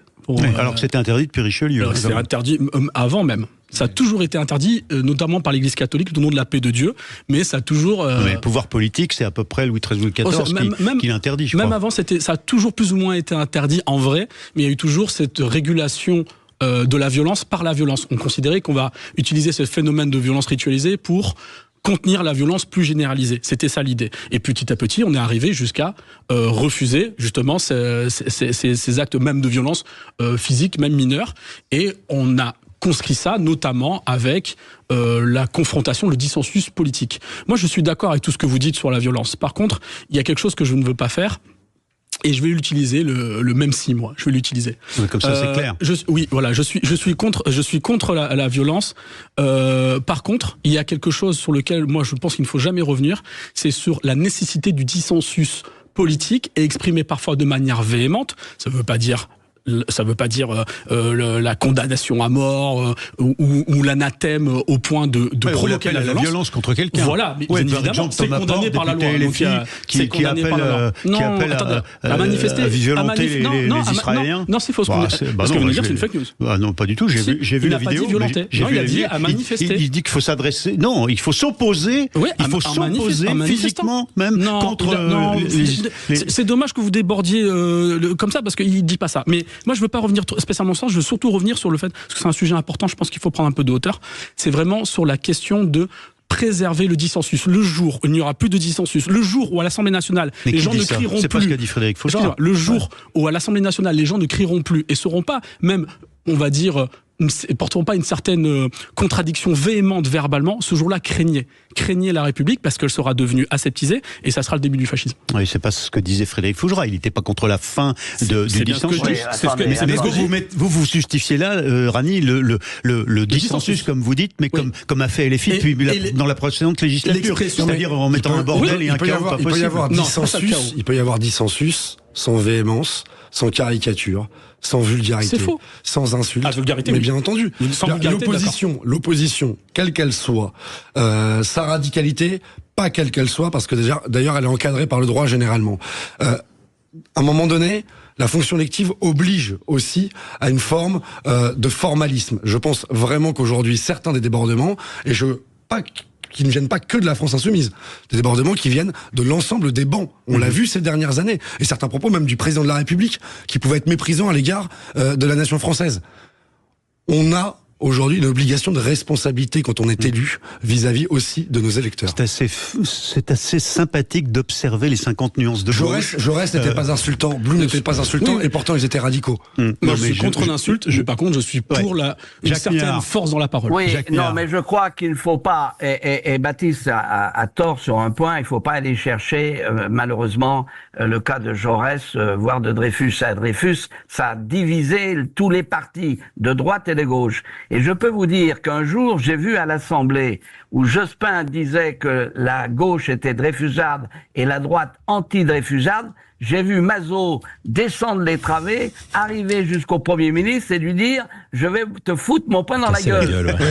Voilà. Oui, parce qu'il y avait une partie de la droite, c'était dreyfusarde. Pourtant, c'est une menace. Alors, et ça vous fait rigoler. Il faut arrêter de se lamenter qu'il y ait à l'Assemblée nationale... Alors, il a été arrêté, c'est pas passé à l'acte. Mais il faut pas se tromper. À l'Assemblée, il y a toujours eu, je dirais, des attaques verbales fortes. Mais bien évidemment, dans l'hémicycle seulement. Et il faut se méfier de reprendre je dirais, les exemples historiques, parce que à ce moment-là, on a quand même légèrement changé d'époque et on a les moyens, je dirais, de s'exprimer sans tomber dans la violence imbécile. Ouais. Vous, Jacques Miard, votre coup de gueule, c'était quoi? Alors, dites-nous, ça va ouvrir le champ. Mon coup de gueule, il est simple. C'est pour dénoncer, je dirais, le règne des faux culs à l'Assemblée. Parce que faire réélire, même si ça a été mon adversaire, Braun-Pivet au perchoir, ça c'est fort de café. Hein. Elle représente la quintessence de l'échec je dirais, de la Macronie. Pour moi, c'est évident. Et donc, quand je vois mes camarades ou mes compagnons se prendre les pieds dans le tapis et jouer les marchandages de seconde zone, je dis là, les camarades et mes chers compagnons, vous déconnez. Et je le tiens à le dénoncer fortement parce que on va dans le mur avec ce genre de choses. Nos concitoyens, nos électeurs n'y comprennent plus rien. Et c'est là où c'est dangereux parce que on est en train effectivement de créer la confusion. Et ce qui va se passer aux prochaines élections, car il y aura des prochaines élections, eh bien, je peux vous dire qu'ils vont en tirer les conséquences et ils vont voter comme ils l'entendent. Quand on bannit, comme ça s'est passé, le RN, alors moi je suis LR, hein, j'ai fait une campagne LR sans mettre justement RN. Et donc il n'en demeure pas moins qu'il faut regarder les choses telles qu'elles sont et on est en train de servir, je dirais, les RN parce que c'est imbécile que de les avoir bloqués comme ça a été le fait. Alors on reviendra là-dessus et on va poursuivre sur la trêve olympique, la trêve politique demandée à l'occasion des Jeux olympiques par le président de la République qui va parler ce soir sur France 2. On se retrouve tout de suite, c'est Mettez-vous d'accord et c'est sur Sud Radio avec nous. Sud Radio. Sud Radio. Parlons vrai. Parlons vrai. Sud Radio. Parlons vrai. 13h, Thierry Guerrier.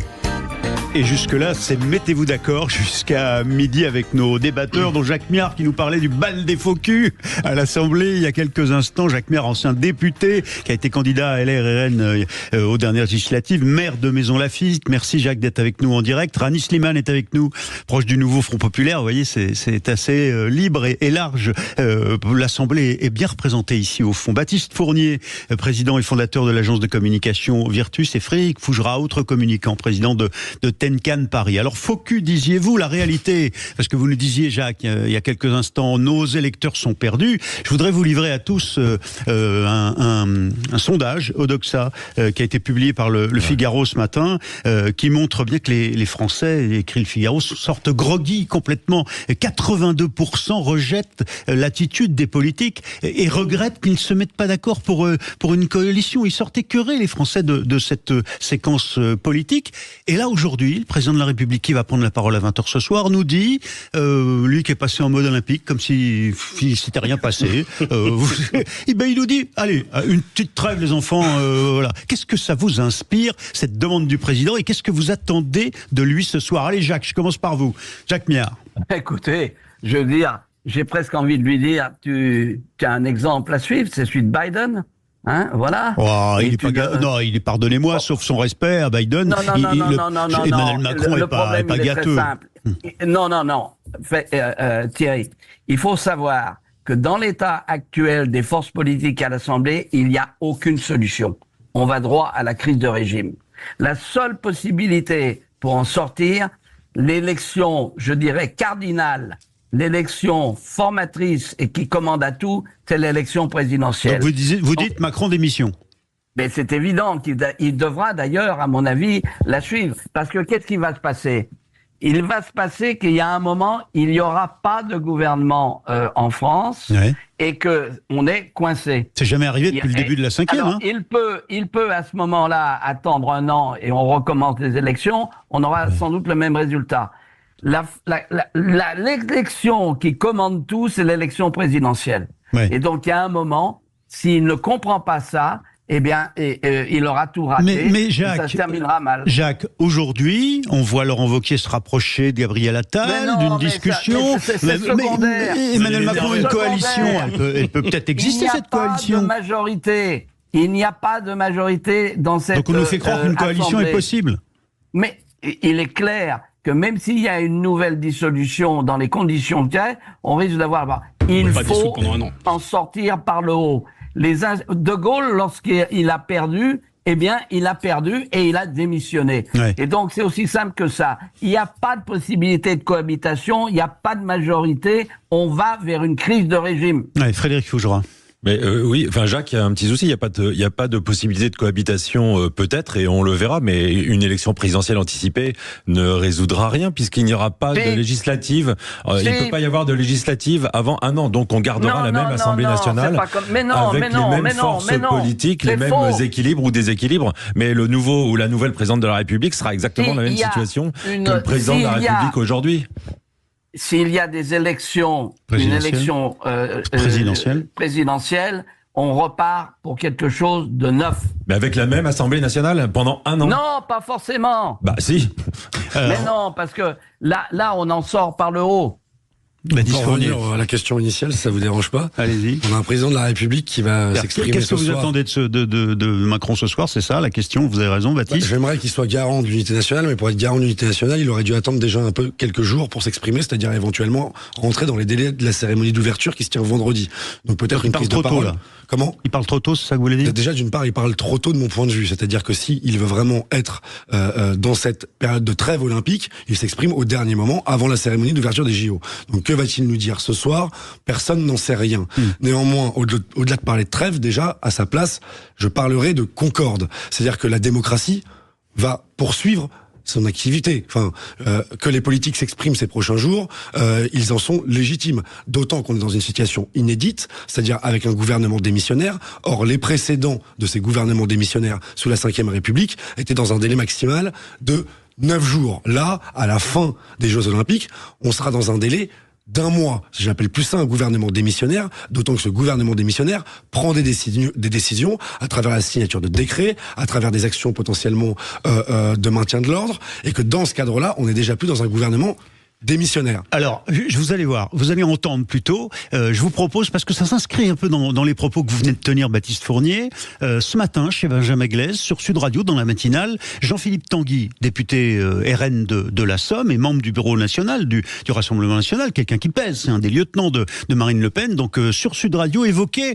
la situation politique que provoque finalement l'attitude du président de la République à ses yeux et la gestion de l'Assemblée. Écoutez bien Jacques, écoutez bien messieurs, vous allez réagir à ce que dit Jean-Philippe Tanguy à propos de l'attitude du président de la République. Des députés comme Monsieur Turquois, dont on n'a jamais entendu parler à part cet incident, ne survivent que parce qu'ils font des pactes entre insoumis, amis de Monsieur Wauquiez, macronistes, bref, un espèce de nouveau parti unique. Vous savez d'ailleurs, moi j'ai surnommé ce groupe, puisqu'ils se sont appelés Ensemble pour la République, Ensemble pour la République bananière. Ensemble pour il faut savoir le parti unique, c'est-à-dire qu'un coup le Front populaire c'est horrible, c'est trop différent, c'est en dehors de la République pour Monsieur Tanguy, et le lendemain c'est le parti unique. Enfin, personne pense que Macron et Mélenchon c'est le parti unique. Il faut arrêter de dire des bêtises. Moi, pour revenir au sujet, on est dans le sujet parce que la République bananière. Ce que dit Monsieur Tanguy est rarement au cœur des sujets qu'il aborde. Il y a quelque chose qui moi m'a particulièrement choqué, qui a été peu relevé, c'est ce qui a été dit lundi à la terrasse de l'Élysée par le président, donc c'est des confrères à vous qui le rapportent. Les gens m'en veulent, il aurait dit, les gens m'en veulent, la dissolution n'est pas comprise. Moi je pense que la seule personne qui n'a pas compris quoi que ce soit, c'est lui. Vraiment. Il est complètement d'accord avec Jacques là-dessus. Il est complètement coupé de la réalité. Il faut qu'il démissionne, vous aussi vous dites, il faut qu'il démissionne. Il nous prend, nous, dans notre globalité, avec nos tendances, il nous prend pour une masse sauvage et inculte. C'est pas la première fois qu'il explique qu'on comprend rien. Et vous le noterez, c'est documenté et je pense que c'est frais dans la mémoire de tout le monde. Pour l'instant, c'est pas public. En tout cas, ce qui est une chose qui est sûre, c'est que c'est la première fois sous la Ve République qu'un président, 2 fois de suite, est minoritaire à l'Assemblée nationale. C'est jamais arrivé. C'est le pire président de la Ve République sur ce côté-là. Donc moi, si j'attends une chose, vous nous demandez qu'est-ce que vous attendez ce soir. Ben moi, la seule chose que j'attends, effectivement, c'est qu'il annonce qu'il parte. C'est inéluctable. Pourquoi il nous affiche sa longue agonie politique ? Moi, je pense que si jamais il a du mal vraiment à comprendre, qu'il organise un référendum, le peuple français sera très heureux de lui montrer la sortie. Et il vaut mieux qu'il parte. Parce vous êtes sûr de gagner ce référendum? Moi, j'en suis certain. Et moi, je pense qu'il y a un truc qu'il doit comprendre. Je veux terminer sur ça.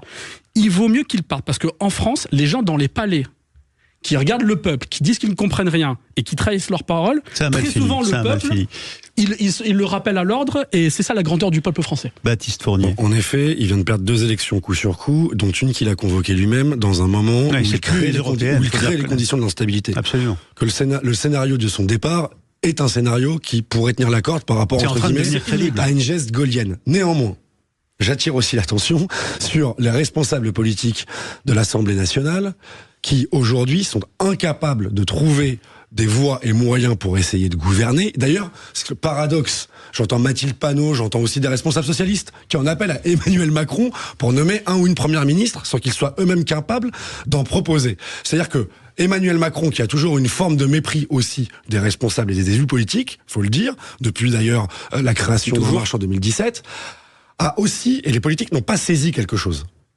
Et là, vraiment, l'ensemble des bancs. C'est-à-dire que les ferments de 2017 étaient aussi le dépassement et la création de conditions de coalition. Le sondage que vous citiez tout à l'heure, Thierry, est intéressant. Pourquoi ?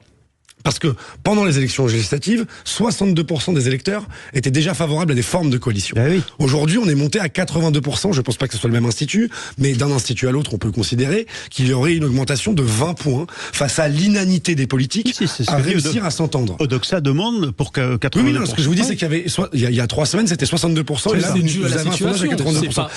C'est pas dû qu'à la situation. Ça fait depuis 2017. Qu'il y a la notion de dépassement et de coalition qui est aussi demandée par une majorité française et de Français. Ils sont incapables de s'entendre parce qu'on a affaire aussi, il faut le dire, à des boutiquiers à l'Assemblée nationale.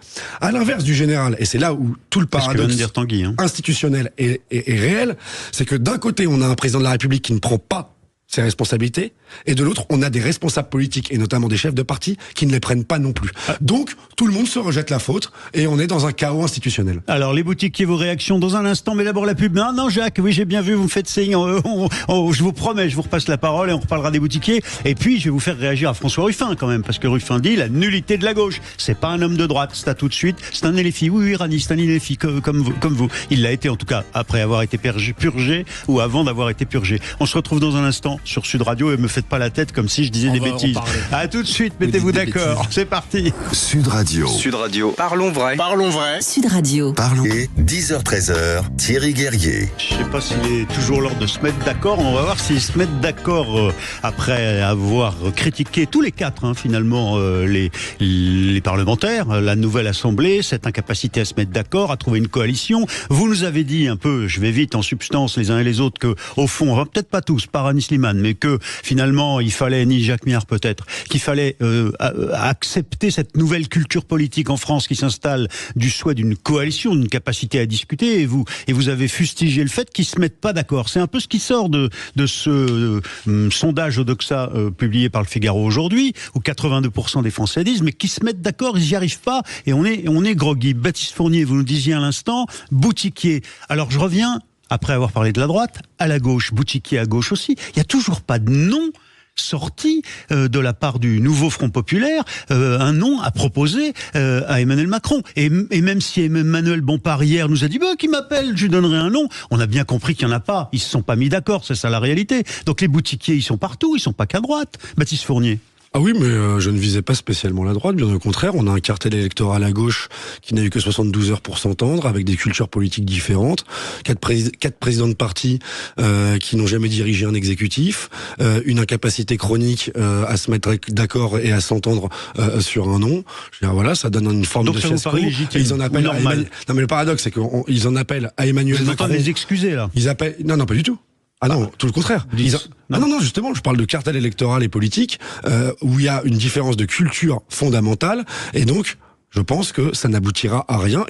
Pour en arriver, alors qu'Emmanuel Macron était mort politiquement, à en appeler à Emmanuel Macron pour qu'il les appelle, sans même qu'il propose un nom, la séquence est pathétique. Rani Slimane, franchement, il n'est pas crédible, Manuel Bompard, votre copain, quand il dit hier, mais si qu'il m'appelle Macron, je vais lui donner un nom. Enfin, on sait bien qu'il n'y en a pas de nom sur lequel vous êtes. Personne n'est d'accord là-dessus au nouveau Front Populaire. C'est tellement distrayant. C'est tellement distrayant d'écouter. Je parle pas spécialement ici. Non, mais vous me répondez pas. Si, je vais vous répondre. Avez un nom à nous proposer ce matin ? Monsieur Guerrier, je vais vous répondre, croyez-moi.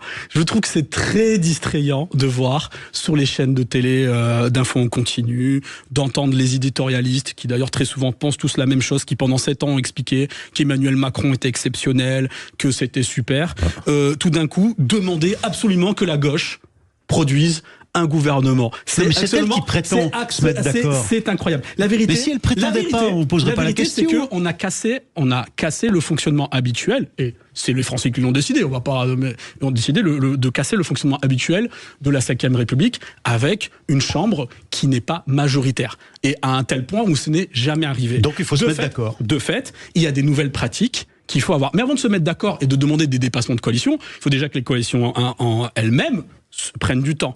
Dans les autres pays, moi c'est incroyable, je ne comprends pas. Dans les autres pays qui ont une culture parlementaire, prendre le temps de trouver le nom de quelqu'un, un programme, alors que le Front Populaire a un programme. Dans d'autres pays, des fois, ils font des coalitions sur le fait et ils créent le programme pendant la négociation.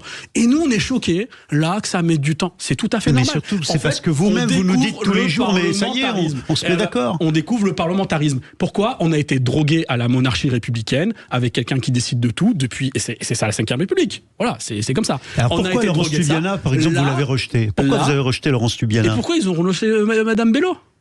Parce que on va pointer quelque chose qui est important. Dans la coalition de gauche, Bello, présidente de la Réunion.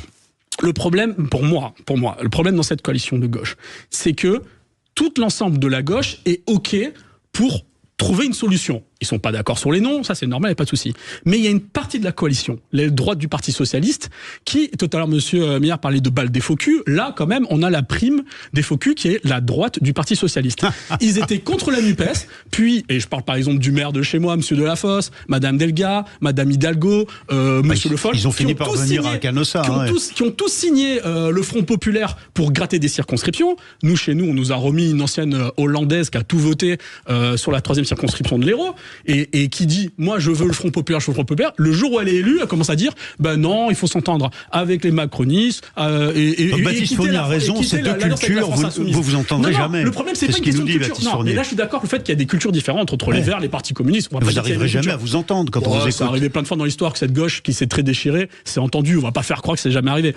Par contre, il y a une partie de ce cartel de gauche qui est l'aile droite du Parti Socialiste, qui met la pression à Olivier Faure pour casser cette alliance, non pas élargir, mais casser l'alliance. Donc moi, je pense que ces gens-là, c'est eux qui font que actuellement, on n'a toujours pas le nom d'un Premier ministre de gauche. Frédéric Fougera. Il y a beaucoup de choses là, parce qu'on est effectivement sur ce cartel électoral qui est une alliance tactique, en réalité pas du tout une alliance politique.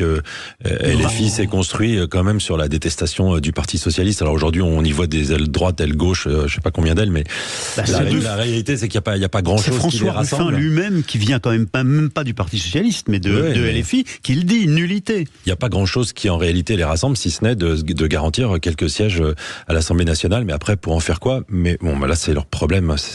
C'est leur problème de boutique. J'ai bien aimé que Baptiste utilise le terme de boutiquer parce que je l'utilise très souvent. Si vous me permettez, je voulais juste revenir sur 2-3 points qui étaient liés à la question d'origine. Allez-y. C'est pas pour le président. Qu'est-ce qu'il va nous dire ce soir ? Qu'est-ce que vous attendez ? Sur ce que doit dire le président ce soir. Moi, j'attendrais qu'il nomme un Premier ministre, mais je pense pas qu'il le fera ce soir. Et ça ne me paraîtrait pas être. Ça ne me paraîtrait pas être le bon agenda. Mais effectivement, ça serait un coup.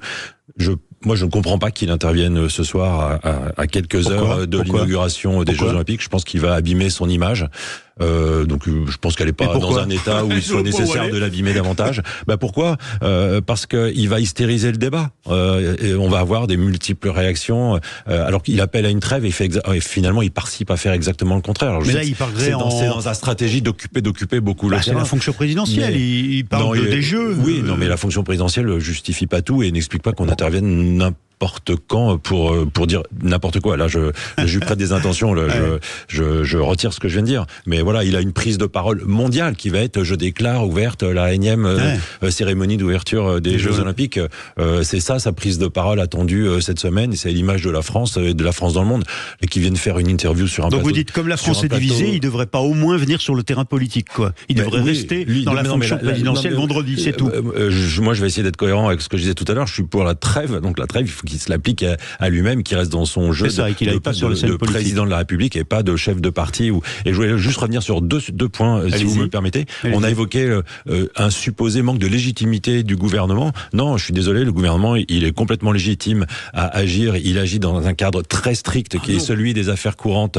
Et c'est absolument encadré. Et il agit dans ce cadre-là. Et dans rien d'une certaine limite.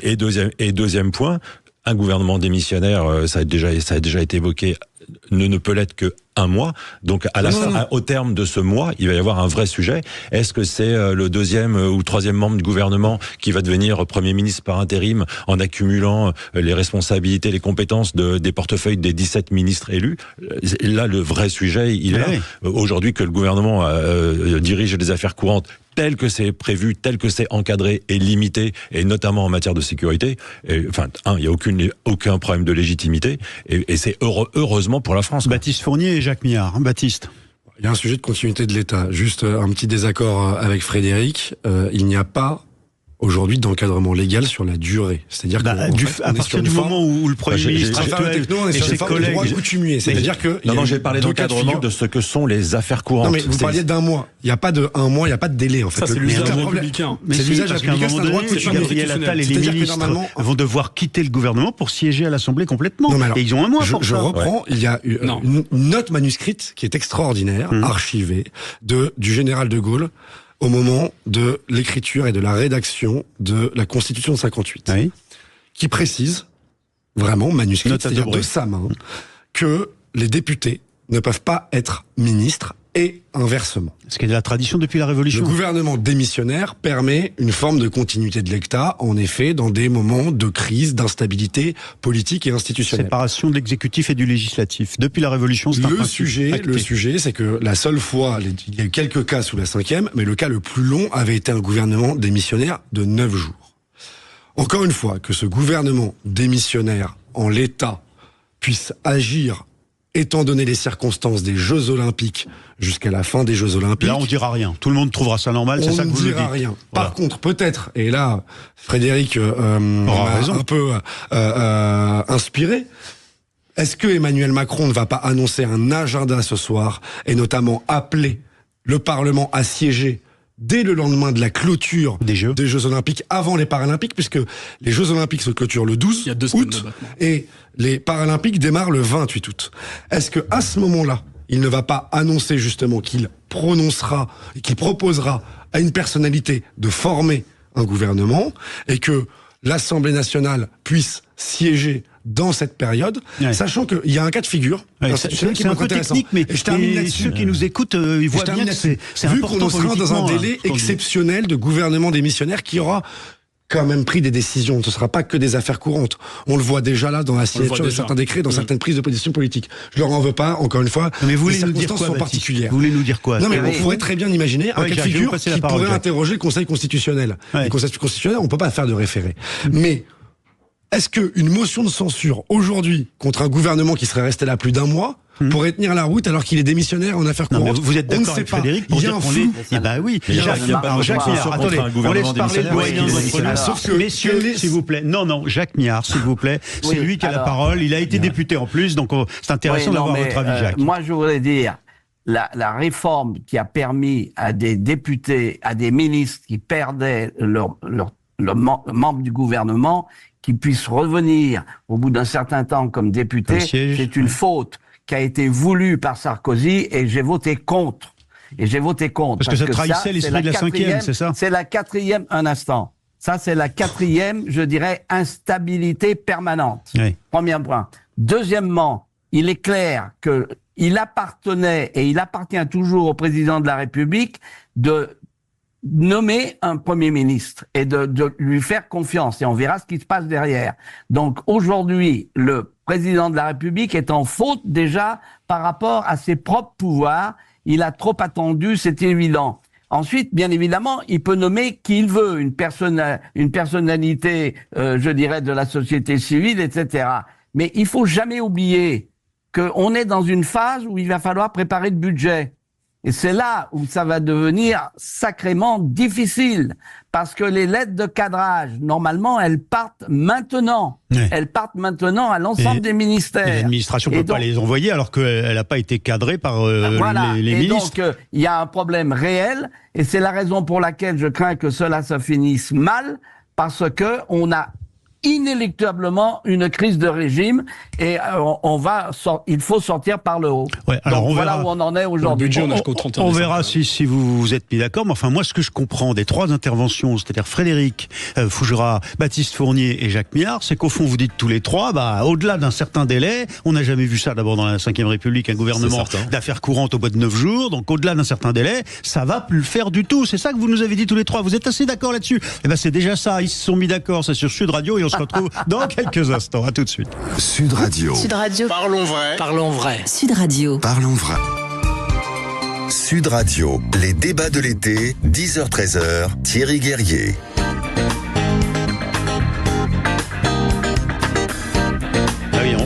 On discute beaucoup hors antenne, il faut vous le dire, parce que c'est la tragicomédie à gauche, par exemple. Ils essayent de trouver des solutions. Alors, c'est qui? Ce sont nos 4 débatteurs, mettez-vous d'accord, parce que vraiment, je l'ai essayé de le souligner à l'instant dans les discussions qu'on venait d'avoir, vous l'avez entendu. Finalement, ils sont assez d'accord, Jacques Miard et nos autres débatteurs, sur l'idée qu'on va peut-être vers un blocage institutionnel de plus en plus, avec un gouvernement chargé des affaires courantes, mais qui, ça ne s'est jamais vu dans la 5e, dans notre histoire récente, politique, à aller au-delà de 9 jours, quoi. Et là, ce sera peut-être même à la sortie des JO. Rani Slimane est avec nous, Frédéric Fougera, Jacques Miard et Baptiste Fournier. Alors, je reviens à cette tragique comédie à gauche. J'emploie ces termes volontairement parce que c'était un peu l'éditorial du journal L'Opinion, ce matin, qui écrivait ça. Grand quotidien de gauche. Non, en l'occurrence, il est libéral, et alors, où est le sujet? Ils n'ont pas le droit d'être cités ici? Non, Rani Slimane, vous avez des réflexes, vous avez des réflexes. Biaisé, mais c'est sur le sujet. Si je livre ma source et je rebondis sur une opinion qui est celle de l'opinion. Voilà. Journal de Nicolas Bétou, qui est plutôt libéral, il est pro-entreprise, voilà, ouais. Et il est plutôt à droite, pas mal, en effet. Bon, et il parle de tragicomédie à propos de la gauche. La réalité, c'est que Laurence Tubiana, elle a fini par rejeter l'éponge, elle a dit ok, ça va, j'ai compris. Bon, et puis alors là, il y a des noms qui sortent. Benoît Hamon qui a fait 6% pour le Parti Socialiste. J'ai oublié lui, parce qu'il y a eu une Hidalgo qui a fait un peu plus de 1 après. C'est ça. Benoît Hamon, par exemple, aujourd'hui. Et puis Cécile Duflon, ancienne ministre Europe Écologie Les Verts du logement, par exemple. Ça vous paraît crédible? Enfin, tout ça, c'est quand même incroyable. Tragicomédie, pardon, moi j'assume ce terme. J'ai la même opinion que l'opinion, Rani. Vous avez le droit. Tragicomédie, comme je l'ai dit tout à l'heure, c'est excessif. On est dans une phase où la mécanique de la Ve République est déréglée, qu'il y a un moment dans un cadre où vous avez clairement une Assemblée nationale qui est fragmentée, que le Front populaire prenne du temps pour sortir un nom. Moi, ça ne me choque pas, je l'ai dit la semaine dernière, je l'ai dit cette semaine, et je le dirai probablement la semaine prochaine, même si je ne serai pas là. Mais pourquoi pas? Vous êtes le bienvenu. Je sais bien, mais moi je serai en vacances. mais par contre, la chose qui est claire pour moi, parce que on joue un peu à qui est-ce pour savoir qui serait le Premier ministre. Moi, je pense qu'effectivement, les noms que vous venez de citer, je suis pas certain que c'est fait Flores dans le cadre des 4 partis. C'est pas des noms comme Madame Tubiana ou Madame Bello qui, pour le coup, étaient proches d'un consensus. Ces gens-là, je pense, sans leur manquer de respect, ils n'ont pas la même portée. Ouais, moi, je reviens politique. Et donc, du coup, moi, mais vous permettez une objection quand même, Rani? Oui. Vous venez de nous dire, deuxième fois, vous avez utilisé l'argument parce que j'y suis revenu, je vous l'accorde. Vous venez de nous dire, mais il faut apprendre à vivre avec le nouvel esprit, la nouvelle culture qui est celle de se mettre d'accord et c'est long. Sauf que ce serait crédible si en fait on ne savait pas qu'il n'y a plus de discussion. Il n'y a plus de discussion sérieuse actuellement entre les patrons, les différents pôles du nouveau Front populaire. Ça a été rapporté. Ils ont dans la presse. Ils essayent, mais non, mais vous dites il n'y a pas de discussion. Il y a des discussions. C'est pas parce qu'elles avancent moins vite qu'au début qu'elles avancent plus du tout. Elles avancent plus du tout. Mais vous venez de dire qu'il n'y a pas de discussion. Il y a des discussions.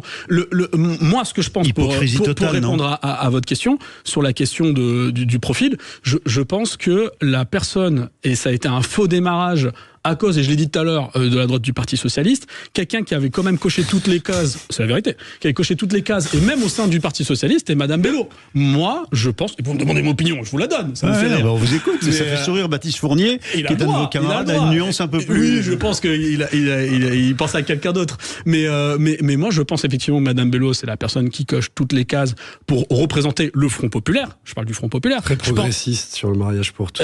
Qui a été la première... Très pro-vaccin sur les sciences. Qui a été la première personne à La Réunion à célébrer un mariage homosexuel, il me semble.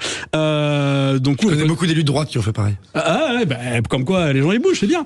Et comme Sophia Chikirou. Il y a un moment, vous me disiez tout à l'heure que les gens, c'est pas bien, ils sont boutiqués, et dès qu'ils bougent, on dit, vous savez, ils ont changé d'avis. Il faut être cohérent. Donc moi, je pense que c'est la bonne personne. Elle n'a pas changé d'avis. Elle l'a fait pour respecter la loi. Elle l'a pas changé d'avis. Elle est toujours hostile. Non, elle l'a dit. Elle l'a dit. Je ne suis pas dans le cœur et les âmes de mes frères et sœurs humains. Mais une chose est sûre, c'est que il faut une personne. Cette personne était proche. On était proche d'arriver d'un consensus. Et moi, j'appelle de tous mes vœux que sa candidature, qu'elle revienne, parce qu'elle a dit que finalement elle jetait l'éponge, qu'elle revienne sur sa décision, et que le Front Populaire s'accorde sur ce nom. Vous voyez, il y a un nom qui émerge. C'est nous qui allons faire le gouvernement. Allons-y. Non, mais on l'a dit. Je plaisante. Ce serait pas si grave que la galéjade serait. Oui, Jacques. Allez-y, Jacques. Jacques Millard. Oui, je voudrais juste dire une chose. C'est au président de la République d'agir et de tenir compte de la réalité à la fois de l'Assemblée ou d'aller chercher quelqu'un à l'extérieur. Et ça, il faillit à sa mission. Il faillit à ses responsabilités. Ensuite, on verra comment ça évolue. Vous voulez dire qu'il peut pas laisser le bouillon de culture de l'Assemblée fonctionner tout seul? C'est à lui d'appeler quelqu'un. Il est évident, et ça vient d'être dit, que le bouillon de culture va continuer. En revanche, le président de la République dit, moi, je vous présente telle personne qui va constituer un gouvernement. Est-ce que ce sera un gouvernement de coalition ou pas? Il faut bannir cette histoire de coalition et de consensus. Le gaulliste que vous êtes. C'est du salmigondi à l'allemande. Je vais vous raconter une histoire. Allez-y, Jacques, allez-y. Rapide. Allez-y, vous avez deux membres du SPD, des sociodémocrates, qui se rencontrent dans la rue et qui disent Guten Tag, Genosse, c'est-à-dire salut camarade. Ouais. Vous avez deux mecs de la CDU qui se rencontrent et qui disent bonjour mein Herr, monsieur. Ouais. Et vous avez deux types du FDP et d'épargne charnière qui se rencontrent et ils disent bonjour monsieur le ministre. C'est qu'on voit très bien que tous ces partis charnières c'est se foutre de la gueule du monde. Donc arrêtez de parler de consensus, c'est du salmigondi pour les chats. Ouais, mais Jacques... En revanche, si le président de la République nomme quelqu'un, monte un gouvernement et cette personne, et on verra comment ça se passe ensuite à l'Assemblée. Mais c'est ça le bon processus. Mais ça, c'est Jacques, pardon, je vous fais l'objection. Ça, c'est le processus avec la culture politique qui est la vôtre, grande, d'un gaulliste, si j'ose dire, vision de la 5e à l'ancienne. Mais est-ce que ça n'a pas évolué? C'est sa responsabilité. C'est la responsabilité du président de la République. La question que je vous pose, c'est est-ce que votre lecture... De la même manière qu'il est le chef des armées, il doit prendre une initiative et une décision. Est-ce que votre lecture... Il se vautre dans la non-décision. Est-ce que votre lecture gaulienne des institutions n'est pas un peu dépassée au regard de ce qui se passe? Pas du tout. C'est tout simplement qu'on a affaire à du salmigondi pour les chats. Avec un président de la République qui n'est pas à la hauteur. Il y a longtemps qu'on le sait. Frédéric vous répond et Baptiste Fournier. Je partage un des points de vue de Jacques, qui est que c'est la responsabilité du président de la République, une de ses prérogatives de nommer le Premier ministre. Là-dessus, vous êtes d'accord tous les quatre. Et de ne pas attendre qu'on vienne lui proposer. Et donc, c'est à lui d'agir, on est bien d'accord. Je suis moins d'accord avec Jacques sur le fait qu'il faut bannir toute coalition ou tout consensus dans une Assemblée nationale qui est divisée en trois. Donc de toute façon, soit on n'a pas envie qu'elle fonctionne, alors ok, on bannit ça, mais si on a envie qu'elle fonctionne, et je pense que les Français ont plutôt envie que le pays fonctionne, on ne peut pas bannir cela. Mais je pense que la question primordiale n'est pas nécessairement celle de nommer un Premier ministre, parce qu'une fois qu'on a nommé un Premier ministre, on n'a pas forcément fait grand-chose. Derrière, il y a un gouvernement à nommer. Ça va être sacrément complexe, avec la représentativité du poids des uns, des autres. Est-ce que je tiens compte de la représentativité de la dernière élection présidentielle présidentielles? Est-ce que je tiens compte de celles des européennes? Est-ce que je tiens compte de celles législatives? Après, il faut que le gouvernement il fonctionne. Alors, est-ce que tout ce gouvernement, est-ce qu'un gouvernement, quel gouvernement pourra fonctionner? Et ensuite, il faut surtout qu'il soit soutenu par le Parlement, pas seulement, vous dites qu'il faudrait une coalition par l'Assemblée nationale. Il faut tenir compte du Sénat. Il va falloir tenir compte de l'Assemblée nationale. Donc, la seule nomination du Premier ministre, c'est pas forcément l'essentiel. C'est une étape indispensable, mais ça va pas tout faire. Ouais. Baptiste Fournier. Tout a été dit, mais il y a aussi, alors au-delà, si on essaie de compléter ce que viennent de dire Jacques et Frédéric, il y a aussi, entre guillemets, la feuille de route. Et pourquoi faire? On serait dans une situation aussi un peu, entre guillemets, inédite, c'est-à-dire que ce serait un Premier ministre en CDD pour 1 an, avec potentiellement le coup près d'une nouvelle dissolution au mois de juin prochain. Dans ce cadre-là, comment il gouvernerait et avec qui il gouvernerait? C'est ce que dit Frédéric. Il faut quand même qu'on aille plus loin que la nomination. Il faut aussi qu'il y ait une coalition. Le président de la République charge une personnalité, d'où qu'elle vienne, de former un gouvernement. Cette personnalité, ensuite, a un délai. Là, pour le coup, il y a un délai, mais il n'y a pas de délai légal. C'est-à-dire que ça peut être 3 jours, comme ça peut être 2 semaines. Pendant ce temps imparti, le but c'est d'établir une feuille de route avec laquelle il arrive à composer, et je suis d'accord aussi de ce point de vue-là avec Jacques, le but c'est pas forcément de faire une coalition à l'allemande, mais c'est quels enseignements des élections européennes et des élections législatives. Et je pense qu'il y a des enseignements sur les retraites, sur la sécurité, sur éventuellement même potentiellement une réforme des institutions et une petite fièvre démocratique auquel on a assisté. La feuille de route, je pense qu'elle est rédigeable, on peut le faire. Maintenant, c'est encore une fois au président de la République de trouver la bonne personnalité, à cette bonne personnalité d'avoir la bonne feuille de route pour composer un gouvernement, après, à sa manière. Mais pour le moment, on n'a même pas franchi la première étape. Il va falloir la franchir à un moment ou à un autre. Dans ce Mettez-vous d'accord, on a tenté d'essayer encore ce matin de rassurer ou de faire plaisir finalement à tous les auditeurs français qui étaient leur vote, qui sont un peu désespérés. Et c'est ce que montre ce sondage. 82% des Français un peu aujourd'hui, soit en colère parce qu'on respecte pas leur vote du côté du RN, soit désespérés quand ils avaient vu une coalition à gauche peut-être donner un espoir d'arriver au pouvoir. Enfin, dans tous les cas, ça fait beaucoup de déçus. On a essayé ce matin de vous mettre d'accord. Un mot, une phrase, Baptiste Fournier? C'est assez simple. On a voté 3 fois en moins d'1 mois. C'est assez rare.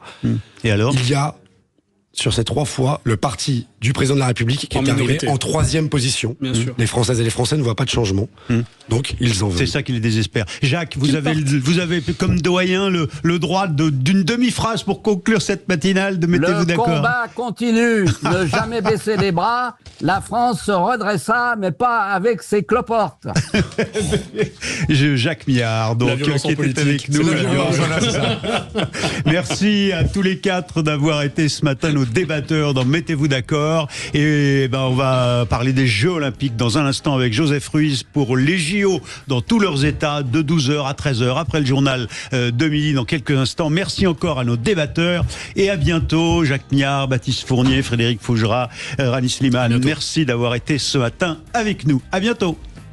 Sud Radio. Sud Radio. Parlons vrai. Parlons vrai. Sud Radio. Parlons vrai.